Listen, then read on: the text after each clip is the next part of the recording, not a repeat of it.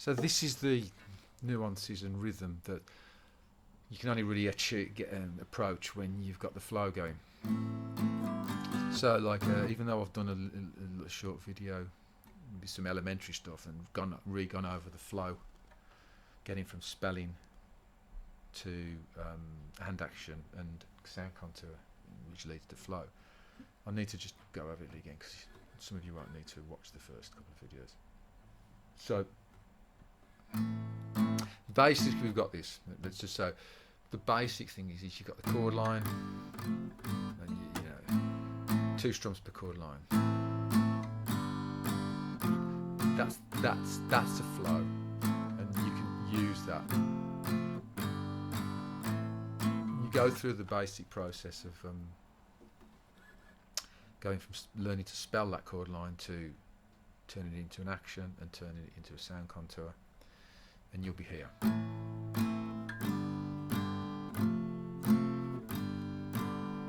Okay. And now, once you can play 2 strums down, it's nothing to hopefully you can still feel the down 2, 1, 2, 1, 2, 1, 2, 1, 2, 1. Still feel the 1, 2, 1, 2 down strokes. 1, 2. When you're strumming 8s, up strokes, inserting up strokes. Now, it's all about. There's 2 rhythm patterns, and the funny thing is, the rhythm pattern at the intro at the start of the song is the more complicated one. We get to this thing where we start to talk about the most interesting things about playing. Actually, as an insert, I would just say, until you can do that as an action and feel the contour shift, the sound contour of it directly, the rest of this video is going to make no sense to you whatsoever. So there's 2 accent variations. There's the intro, and then there's what's strummed when it's singing it. I tend to think that the singing pulls the hand into a slightly different rhythm pattern. I think that the intro pattern is probably the pattern, and it's a distortion. But the rhythm pattern over the singing is actually the easier one, so that's the one we'll start off with.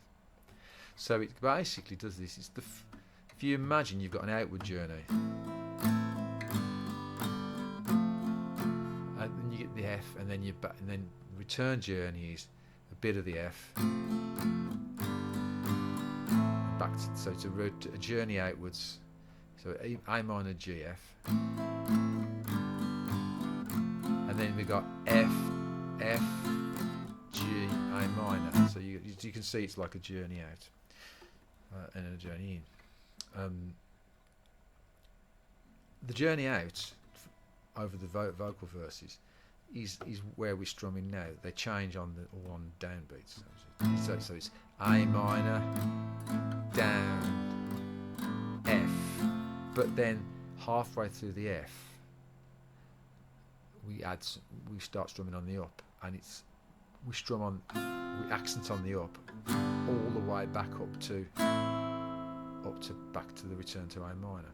So again, remember, you're going journey outwards, and then that happens after the vocal finishes.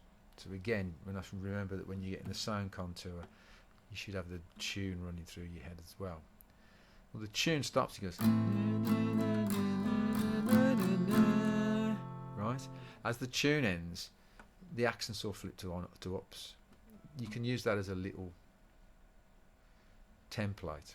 So and then it flips to the ups, and it's a rhythm fill. If you think of it as a rhythm fill to get back the other half of the chord line to get back to here.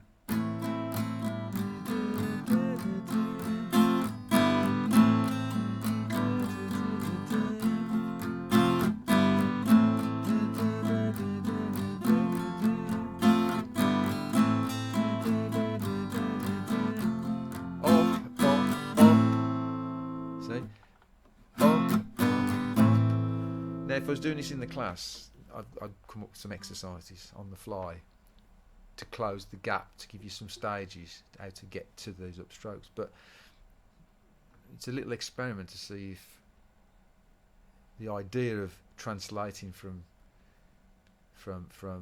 stepwise to action, and the singing the line, hearing the line and singing the line, if you can then translate, get your hand, modify your hand action to what you sing. So what you'll be doing is this.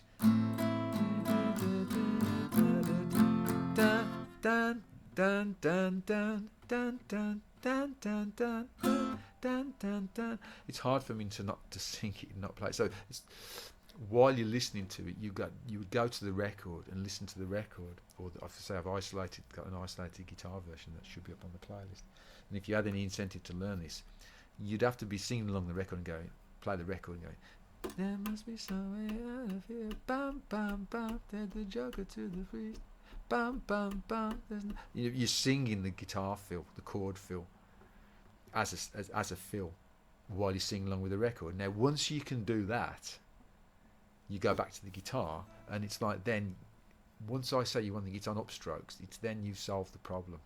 Doing this in the classroom, I can go around and push you in the right direction, but you still have to end up solving the problem. And so it's like there are upstrokes, so it's just being able to work out how which ones you accent. So there must be some way out of here.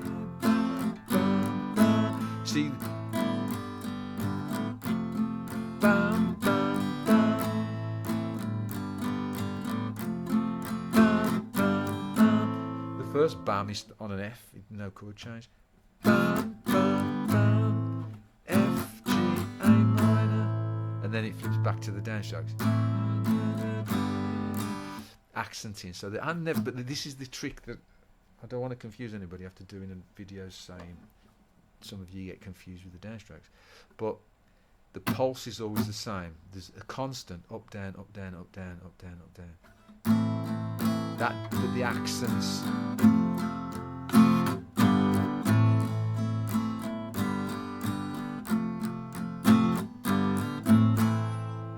And that's it. You know, there are many stages we can try and put into that. But if you can only get your ears working on it, even if you find it hard to get your hand working, that's a good breakthrough.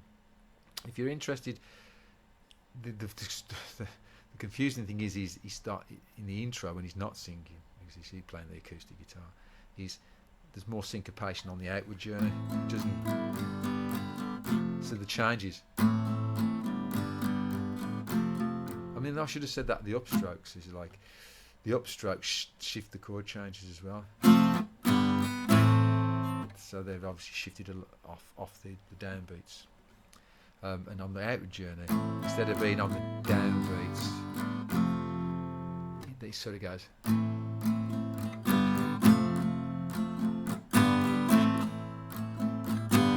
Can you see that's up? Everything's on up. The only one is A minor. Down.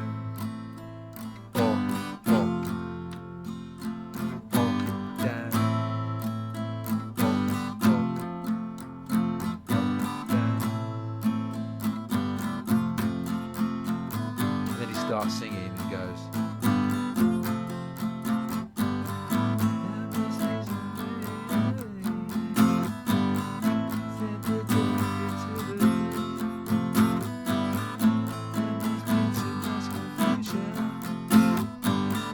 And so on.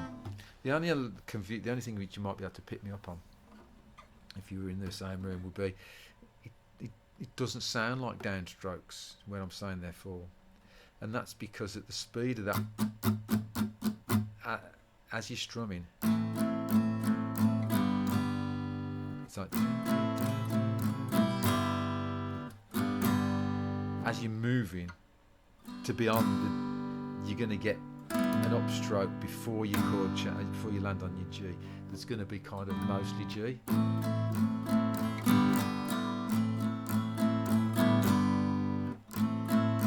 Slow it down. See?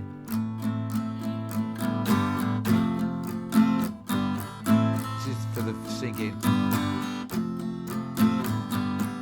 Because you don't want to be so precise as you have to start moving your hand to land the G on the downstroke. You've got to be moving, so part of your previous upstroke will be on an in-between chord, which is mostly G anyway. Slower.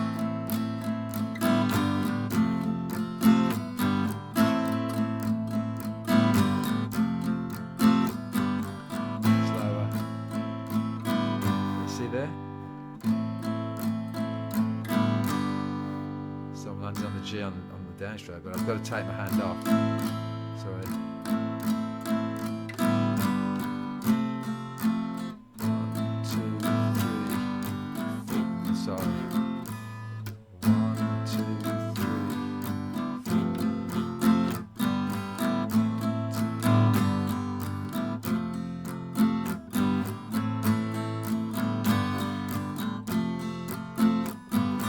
That makes, you can make the distinction. Again, it's very subtle, so you're at the stage now where the only real meaningful way of doing this is you can feel the difference in the rhythms just innately in your ear and in your body, and you can switch. That's how you switch between them.